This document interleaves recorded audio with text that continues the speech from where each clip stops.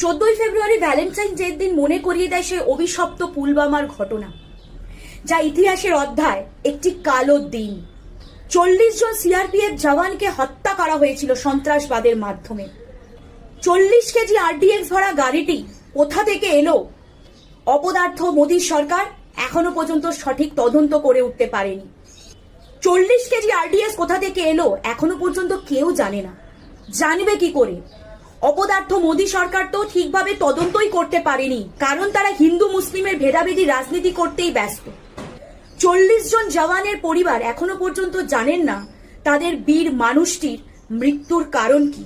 এই মামলায় যারা প্রধান একজন অভিযুক্ত এবং 6 জন নাকি নিহত হয়েছে। আসলে কি সত্যিই তারা অভিযুক্ত ছিল, নাকি তাদেরকে সাজানো হয়েছিল অভিযুক্তকারী হিসেবে? কারণ কি জানেন তো, মৃত ব্যক্তি তো আর অপরাধ স্বীকার করতে পারে না।